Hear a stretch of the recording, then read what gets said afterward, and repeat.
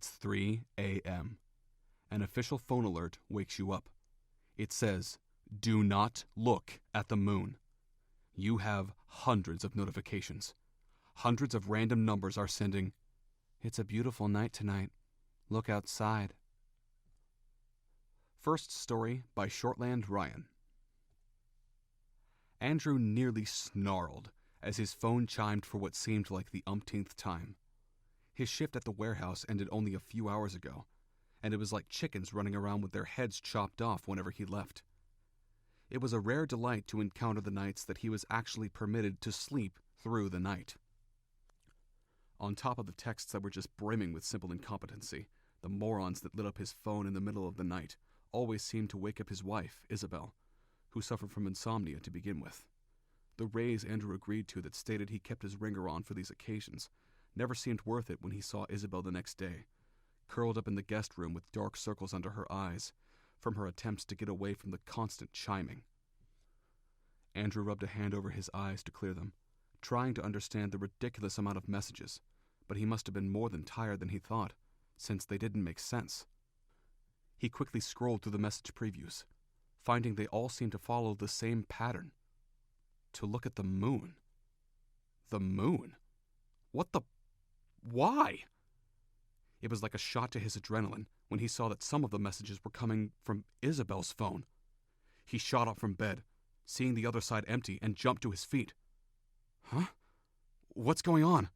Andrew questioned, still scrolling through his phone while walking towards the guest room.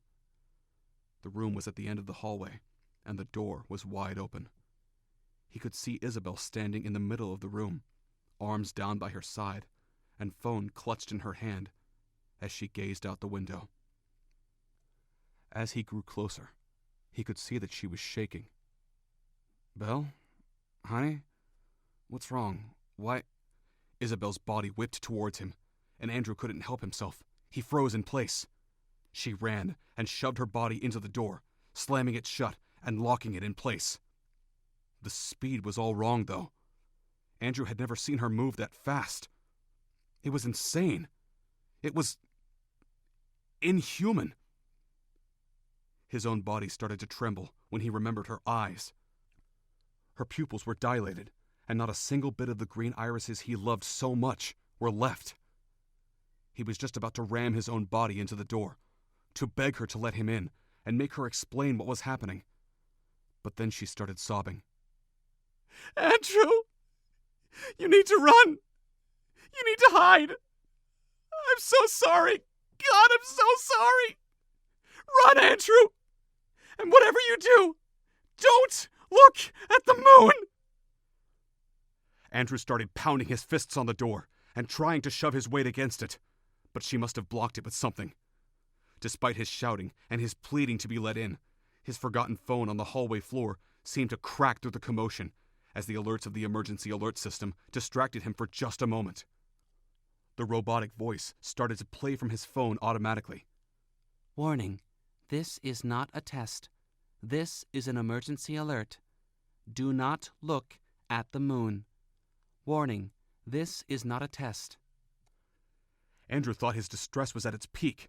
Nothing was making sense, and he just needed to get Isabel so they could deal with this together. He just needed to... Her scream started, and it struck him cold to the very center of his being. He began pounding and kicking at the door until it gave way under his body. Isabel was on the floor, writhing in the moonlight.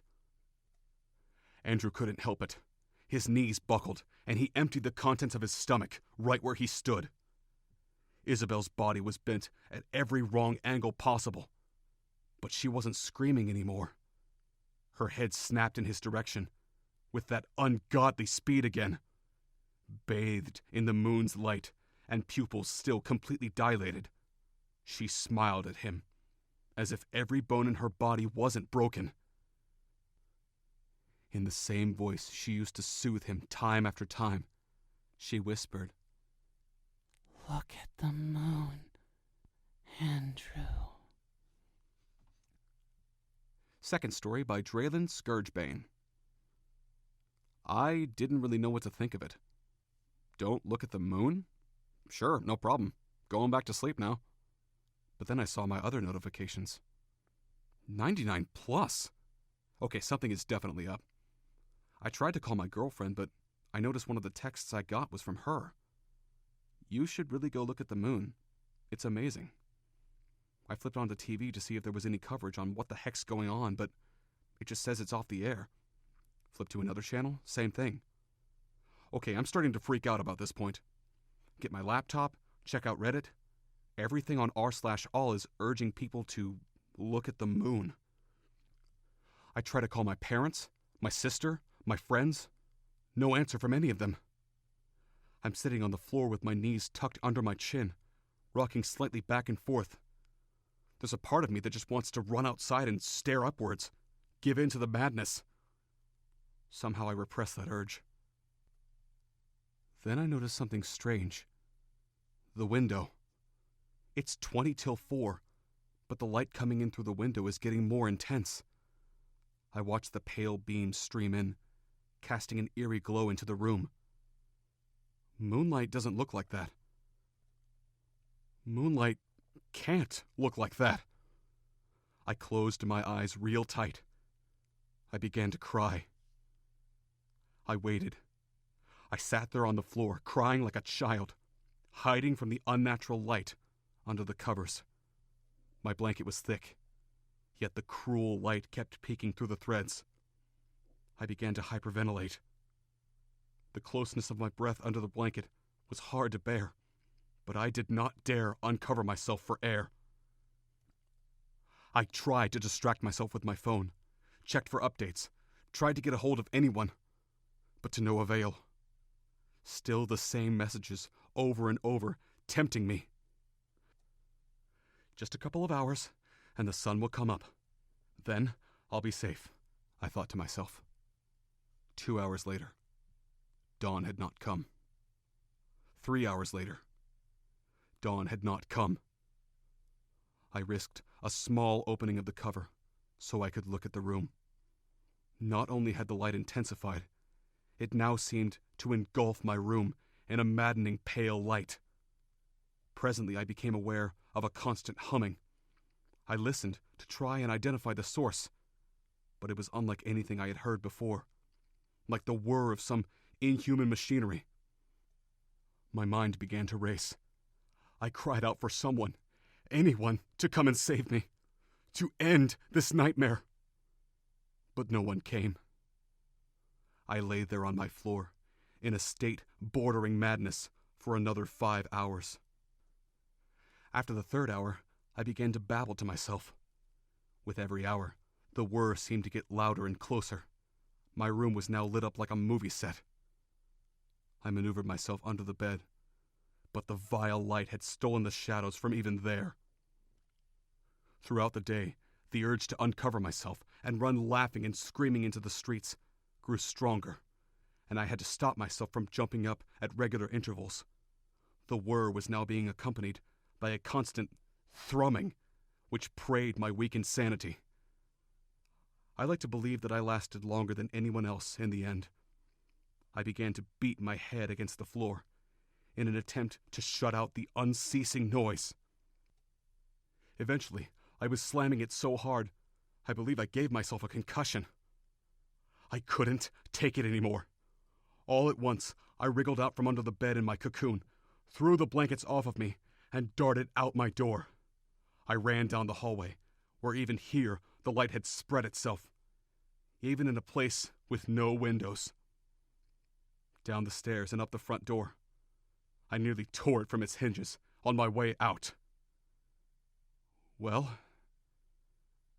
it wasn't a moon. The eyes are what gave it away.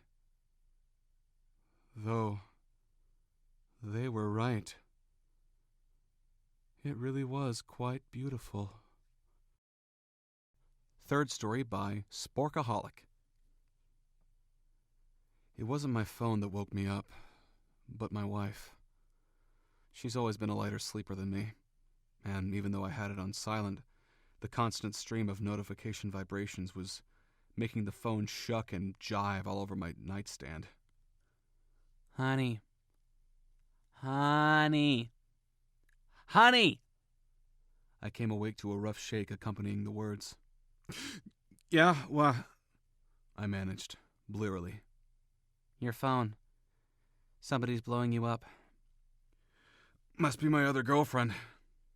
An old joke. Wildly inappropriate, considering what was to follow. Mm-hmm. She mumbled, already well on her way back to sleep. I checked the bedside clock. The red LED showing 3 a.m. on the nose. Weird. I leaned awkwardly, half awake, and grabbed my phone, and had to do a double take when I saw the notifications. 186 texts, 93 missed calls, and 1 emergency notification. What in actual God's name? I thought, okay, this is a dream. Must be a dream. I don't even know 186 people. Okay, must be a natural disaster on the way. Or did Kim Jong-un launch nukes at the West Coast? Oh, boy. With slightly shaking hands, I thumbed the official notification, expecting the worst. I held my breath. Do not look at the moon. Wait, what? The feeling of surreal vertigo intensified. The logical part of my brain was continuing to insist that this must be a dream. Must be a dream. Must be... Shut up. Shut up. I whispered to myself, climbing out of bed. I was awake now, fully rigidly awake, and so I decided to take my phone to the living room to investigate further. Plopping down on the couch, I started scrolling through the texts. Curiouser and curiouser, I mumbled to myself, looking at the texts. None of them from numbers I recognized. Some of them not even from phone numbers. Entries from numbers with only 8 digits, or 6, or 2. Entries with letters and numbers mixed together. Entries with letters and numbers and Chinese characters mixed in. Emojis and symbols mixed in. My disquiet was growing steadily. I clicked the first message. Wow, look at the moon. It's so big and beautiful. Amazing, isn't it? So, okay, my brain responded. Not a dream. A practical joke. Someone is messing with me. With my phone. I wonder if my wife is in on this. I tapped on the next text. It's such a beautiful night tonight. Just look. The moon looks amazing. It's so big. Look at the moon. Wow, it looks so cool. Look, honey. Something about the honey sent a chill up my spine. My wife, shaking me awake, popped back into my mind, unbidden. Look at the moon out over the water, honey. It looks so huge, so close to the horizon. Why does it do that? It's such a beautiful night, honey. Look. Wow, the moon looks awesome. And as I was reading these, I realized I could hear a voice speaking the words, quietly, like they were coming from very far away, repeating, looping over each other, blurring, speeding up, slowing down, warping. Look at the moon. Go outside. Look at the moon. Go outside. Look at the moon. It's a beautiful night. Go look at the moon. Mustering all the calm I could, I set my phone face down on the couch. Some still logical functionality commanded me to turn on the TV. Turn on the news. Yes, normalcy. Emergency broadcast system. Yeah, that's a good idea. I turned it on. It's 3 a.m. Surely more than a minute has passed, but it says 3 a.m. right there in the corner of the screen. 3 a.m. PDT. And even though it's the middle of the night, there's Anderson Cooper. And he's staring right at me. I swear he's looking right at me. And suddenly, turning on the news seemed like a really bad idea. West Coast residents are being warned tonight not to look at the moon. Authorities are warning that looking at the moon might destroy your life and could unravel the very fabric of reality. Ben, do not look at the moon. I pressed the power button again on the remote, and the TV shut off. Heart trying to thud its way out of my chest. I stood and walked back towards my bedroom. Somehow, I knew before I opened the door that my wife would be awake. And she was. She was sitting up, her face lit by her phone screen. I shouldn't have told you to look at the moon, honey. I'm sorry. Wait, what? Are you in on this too? What is going on? She looked down and started crying. I'm sorry, honey. I'm so sorry. I rushed over and sat down hard on the bed, right in front of her. Sorry for what? I demanded, panic seizing control of me as I grabbed her shoulders. Sorry for what? What in the world is going on? Sorry for what? She stopped crying and smiled. Her eyes were far away, glazed, almost robotic. Oh, wow, she said. Wow, honey, it's such a beautiful night tonight. Just look at the moon. I let go of her shoulders and stood up. I walked calmly out of the room, out through the living room, to the hall, to the back door. I threw it open, feeling like my arms and legs were moving on their own, like I was merely a passenger. I could feel my pulse in my ears. I stepped out into my backyard. I tilted my head to the sky, and I looked at the moon. And then I remembered. God help me, I remembered. Driving along, southbound on Coast Highway, coming home from a long night. She was tired.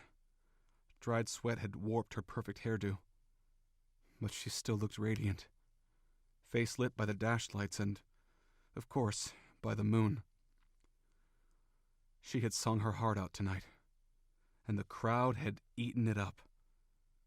She was a bright, shining star tonight, hanging out there, seeming mere inches from the horizon. The big, swollen, full face of the moon, just about to set.